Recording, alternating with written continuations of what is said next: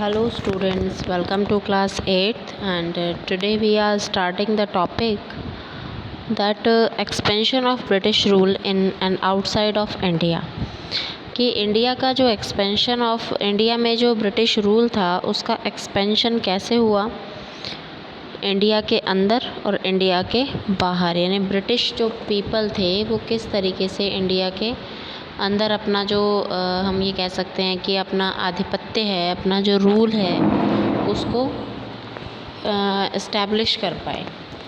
तो expansion of British rule के बारे में हम देखते हैं। In late 1830s the company feared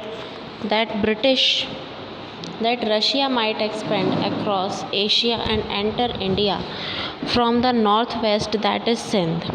late 18th century में कंपनी को ये डर था कि रशिया जो है वो क्या करेगा, एक्सपेंड करेगा। रशिया जो है वो अपनी जो टेरिटरी है उसको एक्सपेंड करना चाहता है और उस एक्सपेंड टेरिटरी में वो एशिया की तरफ एक्सटेंड करेगा और एशिया से पूरा जो इंडिया है उसके अंदर भी नॉर्थ वेस्ट साइड से वो एंट्री करेगा, जिसको सिंध कहा गया था। The British fought a prolonged war. Britishers जो थे उन्होंने एक प्रोलॉन्ग यानी काफ़ी लंबी जो लड़ाई है वो लड़ी, और उस लंबी लड़ाई में ब्रिटिशर्स ने जो लंबी लड़ाई लड़ी, बहुत लंबी जो लड़ाई थी अफ़गानिस्तान से जिन्होंने लड़ाई लड़ी 1838 से 1842, यानी 4 ईयर्स तक इन्होंने वॉर किया पाकिस्तान से। तो इसके बारे में जो हम बात कर रहे हैं पाकिस्तान से वॉर के बारे में, ये बहुत ही लंबा था। And establish indirect rule there, और इसके थ्रू क्या हुआ, वहाँ पर इनडायरेक्ट रूल इस्टेब्लिश हो गया ब्रिटिश का। Sindh was annex to the company territory, और सिंध जो है यानी सिंध जो एरिया था उसको कंपनी के टेरिटरी में मिला लिया गया 1843 में। जैसे ही जो हमारा वॉर है वो ख़त्म हुआ वैसे ही उसे मिला लिया गया कंपनी की टेरिटरी में। आफ्टर द डेथ ऑफ महाराज रणजीत सिंह की डेथ के बाद उनका जो छोटा बेटा था दिलीप सिंह, उसने पूरे सिख स्टेट पर कब्ज़ा कर लिया, पूरे सिख स्टेट को अपने अंडर में ले लिया। टू प्रोलॉन्ग वॉर, दो बहुत लंबे वॉर हुए सिख किंगडम, एंड अल्टीमेटली इन 1849 में पंजाब को भी कंपनी ने अपने टेरिटरी में मिला लिया। 1849 में पंजाब को जब मिला लिया गया, देखिए जो भी जितने भी स्टेट हैं चाहे कितनी लंबी लड़ाई हो, क्योंकि इनके पास क्या थे, बहुत ज़्यादा इक्विपमेंट्स बहुत ज़्यादा थे, जो हम ये कह सकते हैं कि वेपन्स बहुत ज़्यादा थे। तो 1849 में रणजीत सिंह का जो बेटा था वो दलीप सिंह, वो भी हार गया और उसने पंजाब को इनके शरण में दे दिया। Dilip Singh was give expansion, Dilip Singh जो है उन्हें एक पेंशन दी जाने लगी। एंड सेंट टू इंग्लैंड, और उन्हें इंग्लैंड भेज दिया गया। Lower Burma in 1852 was annexed to the British territory, जो लोअर बर्मा था कोस्टल म्यांमार 1852 में उसे ब्रिटिश टेरिटरी में मिला लिया गया, ब्रिटिश टेरिटरी में उसको मिला लिया गया। नेक्स्ट हम बात करते हैं लॉर्ड डलहौजी की एक्सपेंशन पॉलिसीज़ क्या क्या थी। कि लॉर्ड डलहौजी ने अपने किंगडम को, अपने टेरिटरी को मिलाने के लिए, अपने किंगडम टेरिटरी को फैलाने के लिए, उसको बढ़ाने के लिए क्या क्या किया, कौन कौन सी पॉलिसीज़ उसने इस्टेब्लिश की, वो देखते हैं अब हम। देखिए quick expansion of British territories, quick expansion जो था ब्रिटिश टेरिटरीज़ का वो बहुत ज़्यादा था। And in around at the mid 19th century the mainly due to Lord Dalhousie's policy. Lord Dalhousie's की पॉलिसी की वजह से ब्रिटिश टेरिटरी जो है वो बहुत जल्दी से क्या हुई, एक्सपेंड हुई। डॉक्ट्राइन ऑफ लैप्स जो था इसकी पॉलिसी का मेन कह सकते हैं कि चेंजिंग पॉइंट था, टर्निंग पॉइंट था ब्रिटिश का, डॉक्ट्राइन ऑफ लैप्स के थ्रू।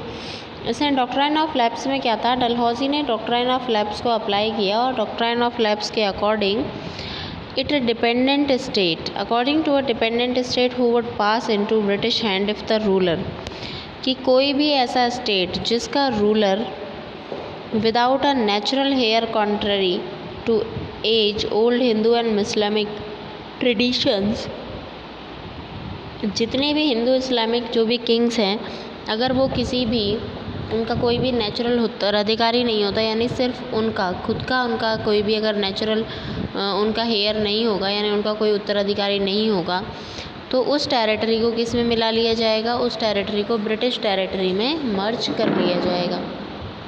ये होता था। नेक्स्ट अब हम बात करते हैं, तो ये डॉक्ट्रिन ऑफ लैप्स जो था, इसके अकॉर्डिंग बहुत सारे ऐसे राजा थे जैसे सतारा, नागपुर, झांसी, इन सभी को अपने अंडर में ले लिया इसने। झांसी का आपने सुना भी होगा को बहुत विरोध किया था। It denied the adopted children, और इस रूल के अकॉर्डिंग उसने अडॉप्टेड चिल्ड्रन के लिए बिल्कुल मना कर दिया था कि अडॉप्टेड चिल्ड्रंस जो हैं उनको नहीं माना जाएगा the right to inherit the throne, वो सिंहासन पर नहीं बैठ सकता। तो इस डॉक्ट्राइन ऑफ लैप्स के रूल के according, doctrine of lapse rule के अकॉर्डिंग अगर देखें तो कौन कौन से स्टेट्स को मिलाया गया और कब कब। सतारा को मिलाया गया 1854 में, संभलपुर को मिलाया गया 1849 में, उदयपुर 1952 में, नागपुर 1853 में, झांसी 1854 में, और इन सभी को एक साथ मिला लिया गया अपनी कंपनी ने अपनी अपनी टेरिटरी में। तो ये जो था एक तरीके से अन्याय ही था। अगर वो गोद ले रहे हैं, जैसे झांसी में गोद ले लिया था, झांसी की रानी जो थी लक्ष्मीबाई, उन्होंने गोद ले लिया था एक बेटे को, तो उसको उसने नहीं माना था और उसी वजह से उन्हें वॉर करना पड़ा जिसमें वो शहीद हो गए।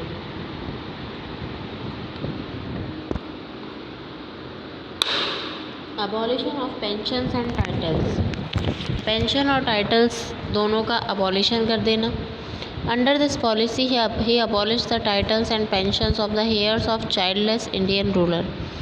इसने जितने भी टाइटल्स और पेंशन थे, यानी जो भी उपाधियाँ दी गई हुई थी ऐसे लोगों को जो कि जिनके बच्चे नहीं थे, इंडियन रूलर्स के एनेक्स दिए टेरिटरी, उनकी भी टेरिटरीज़ को इसने अपने इंडियन टेरिटरी में, अपनी कंपनी की टेरिटरी में मिला लिया। जिसमें कौन कौन थे, जिसमें थे तंजौर, कर्नाटक, इन सभी को इस पॉलिसी के अंदर मिलाया गया। नाना साहेब बाजीराव सेकंड, इन्होंने भी अपने अडॉप्टेड सन को, नाना साहेब बाजीराव सेकंड का अडॉप्टेड सन जो था उसे पेंशन से मना कर दिया गया। सिक्किम का पार्ट 1850 में मर्ज किया गया। बेरार हैदराबाद का पार्ट और अवध का पार्ट, ये दोनों एक साथ हुए। अवध और बेरार जो था हैदराबाद में 1856 में उनको मर्ज किया गया, पर also annexed under this policy.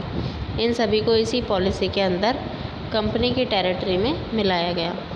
Setting up of a new administration, एक नया एडमिनिस्ट्रेशन सेटअप होना। देखिए, नया एडमिनिस्ट्रेशन सेटअप होने का जो मतलब है वो क्या है वो देखते हैं। न्यू गवर्नर जनरल जब अपॉइंट हुए थे वॉरेन हेस्टिंग्स, जो कि 1773 से 1785 तक रहे थे, प्लेड अ सिग्निफिकेंट रोल। उन्होंने काफ़ी इम्पोर्टेंट रोल प्ले किया था कंपनी की पावर को एक्सपेंड करने में। फॉर एन इफ़ेक्टिव एडमिनिस्ट्रेशन, इनके इफ़ेक्टिव एडमिनिस्ट्रेशन के लिए company's territory was divided into, company की टेरिटरी को प्रेसिडेंसीज और जो कि बंगाल में थी, those were Bengal, Madras and Bombay, जो कि बॉम्बे, मद्रास और बंगाल 3 प्रेसिडेंसीज थी।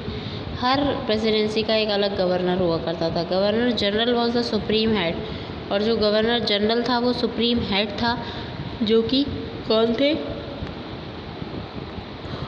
Warren Hastings. The first governor general who introduce several administrative reform, first governor general जो थे वॉरेन हेस्टिंग्स थे, जिन्होंने काफ़ी सारे रिफॉर्म्स किए, एडमिनिस्ट्रेटिव रिफॉर्म्स किए। इन कॉन्टेक्स्ट टू जस्टिस, और न्याय के लिए एक नया सिस्टम इन्होंने इस्टेब्लिश किया। Each district had 2 court, her district में 2 कोर्ट होंगे। एक तो क्रिमिनल कोर्ट जिसमें फौजदारी अदालत कहते थे, और दूसरा होगा सिविल कोर्ट जिसे दीवानी अदालत कहते थे। फौजदारी अदालत में लड़ाई झगड़े ऐसे मामले सुलझाए जाएंगे, दीवानी अदालत में प्रॉपर्टी वगैरह से रिलेटेड और भी इनकम वगैरह से रिलेटेड मामले सुलझाए जाएंगे। Maulvis and Hindu pandits looked after them, maulvis और हिंदू पंडित जो थे वो इन जो भी हम कह सकते हैं कोर्ट कह लें या फिर न्यायालय कह लें, इनकी देखभाल किया करते थे। अब हम बात करते हैं सुप्रीम हेड जो था, he was Warren Hastings. Supreme head जो था वो कौन था, वॉरेन हेस्टिंग्स था।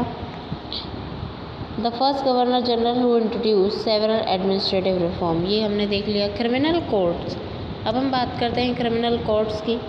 Criminal courts were under a qazi and a mufti. Criminal courts तो काजी और मुफ्ती के अंडर में थे, एंड काजी और मुफ्ती के सुपरविजन में थे of the collectors, and the collector was the principal figure in an Indian district. और जो कलेक्टर है वो एक प्रिंसिपल फिगर था इंडियन डिस्ट्रिक्ट में। His main job was to collect taxes, और उसका मेन जॉब हुआ करता था टैक्स कलेक्ट करना, रेवेन्यूज़ कलेक्ट करना और लॉ एंड ऑर्डर को डिस्ट्रिक्ट के अंदर बनाए रखना। He helped with the help of जजेस, और ये हेल्प लेता था जजेस की, पुलिस की, दरोगास की, इन सभी की हेल्प लिया करता था इस लॉ एंड ऑर्डर को बनाए रखने के लिए। His office collectorate become the new centre of power. उसका जो ऑफिस था वो नया सेंटर ऑफ पावर बन चुका था। एंड द नया सेंटर ऑफ पावर, क्योंकि सारी पावर अब कलेक्टर के हाथ में आ चुकी थी। पैट्रोनेज दैट स्टीडीली, लेकिन इस कलेक्टर को भी किसने कंट्रोल किया हुआ था? ब्रिटिश गवर्नमेंट ने। Steadily replace previous holders of authority, जल्दी से इन्होंने रिप्लेस किया प्रीवियस होल्डर्स ऑफ अथॉरिटीज़ को। द कंपनीज आर्मी, कंपनी की आर्मी की हम बात करें, the company army is colonial rule in India. Company army का जो कॉलोनियल रूल इंडिया में जो था, brought in some new ideas, वो कुछ नए आइडियाज़ लेकर आया ऑफ एडमिनिस्ट्रेशन के, and reform, but it's power reseated, but इसकी पावर जो थी वो रेस्ट किया उसने military strength, on it's military strength पर। कंपनी की जो पावर थी इंडिया में, बहुत सारे नए आइडियाज़ लेकर आई एडमिनिस्ट्रेशन के, और सुधार भी किए अपनी मिलिट्री स्ट्रेंथ की पावर के थ्रू, क्योंकि इसके पास पावर ही इतनी ज़्यादा थी कि कोई भी इसे किसी भी काम के लिए मना नहीं कर सकता था। क्योंकि मनाना, या फिर हम ये कह सकते हैं मनाए भी नहीं तो भी बहुत सारी चीज़ें थी जो इनके हाथ में थी, क्योंकि सब कुछ तो इन्हीं के हाथ में चला गया था अब इंडियंस के पास। ना तो पैसा बचा था ना ताकत बची थी, तो इन्हें करना ही था कि जो भी ये कहें वो मानना ही था। अब हम बात करते हैं ट्रेडिशनल आर्मी की। The Mughal army was mainly composed of cavalry. Mughal army जो है उसमें मेनली क्या थी? कैवलरी थी, यानी कि जो पैदल सेना होती, जो सरीज पे, जो हॉर्सबैक पे चलती है, और इन्फेंट्री जिसे पैदल सेना कहा जाता है।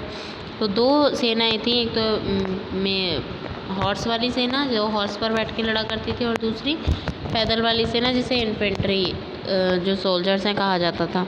दे were given training in archery, उन्हें आर्चरी की ट्रेनिंग दी जाती थी। In the use of sword, और तो तलवार की, यानी तलवार और धनुष बाण चलाने की इनको जो ट्रेनिंग थी वो दी जाती थी। And the use of sword, the cavalry dominated the army, cavalry ने आर्मी को डोमिनेट कर लिया। And the Mughal state, army ने, कैवलरी जो थी उसने आर्मी को क्या कर लिया? कंट्रोल कर लिया, यानी कि जो हॉर्स बैक वाले जो सोल्जर्स थे। और Mughal state did not feel that need to have a large professionally trained infantry. तो मुग़ल को इतनी ज़्यादा मतलब फ़ील होने में इतना फ़ील नहीं किया था उन्होंने कि ये जो लार्ज प्रोफेशनली ट्रेंड जो इन्फेंट्री है वो उनके साथ इस तरीके से भी काम करेगी। The rural areas had a large number of armed peasant. Rural areas में बहुत सारे लार्ज नंबर ऑफ पीजेंट्स खड़े हुए थे, लोकल जमींदार थे। ओफन सप्लाइड मुग़ल और सप्लाई होल्डर्स, कुछ सप्लाई किया था उन्होंने, जो भी सप्लाई होल्डर्स वगैरह थे। तो यानी कि उस समय ब्रिटिशर्स जो थे वो इंडियंस से डर चुके थे, क्योंकि इन्होंने एक बड़ा स्टेप लिया था, इसलिए अ चार्ज अ चेंज। अभी तक हमने उसकी ट्रेडिशनल जो भी टाइप है, ट्रेडिशनल आर्मी है, उसके बारे में हमने पढ़ा। अब हम बात करते हैं इसके प्रोफेशनल सोल्जर्स के बारे में। अ चेंज ऑकर्ड, एक चेंज जो कि 18th सेंचुरी में आया, when Mughal successor states like Awadh, जो कि जब मुग़ल सक्सेसर जो स्टेट्स थे जैसे अवध है, बनारस है, यहाँ पर बहुत ज़्यादा मुग़ल्स रहते थे। And started recruiting peasant into their armies, और वो अपनी आर्मीज़ में लगातार इंडियंस को भरे जा रहे थे। And trading them as professional soldiers, और उन्हें बेचो प्रोफेशनल सोल्जर्स की तरह। द ईस्ट इंडिया कंपनी, वो खुद भी बेच रहे थे सोल्जर्स की, जो कह सकते हैं कि जो भी आर्मी थी। East India company adapted the same, यानी कि बंधुआ मजदूर की तरह उन्हें से बेचा जा रहा था। ईस्ट इंडिया कंपनी ने कुछ सेम मेथड अपनाया when it began recruit for its own army, जब उसे खुद की आर्मी को रिक्रूट करने का मौका मिला, which came to be known as the sepoy army, इसे सिपॉय आर्मी यानी कि सिपाही कहा गया। तो ये था हमारे, इन्होंने पूरी जो प्रिपरेशन थी वो कर ली थी कि किस तरीके से यहाँ पर अटैक किया जाए, क्योंकि वहाँ से बार बार अटैक आ रहा था इस वजह से। तो ये था कि जो प्रोफेशनल सोल्जर्स हैं उन्हें बुलाया गया और उन्हें इससे सम्मान जो था प्रोफेशनल सोल्जर्स को क्या किया गया, उनको लड़ाई में जाने का मौका दिया गया और बहुत ज़्यादा जो लोग थे वो लड़ाई में जा रहे थे। तो एक बार आप देख लीजिएगा इस चैप्टर को और एक बार रीड करिएगा, and tomorrow we will discuss about question answers of this chapter. And so thank you, have a nice day.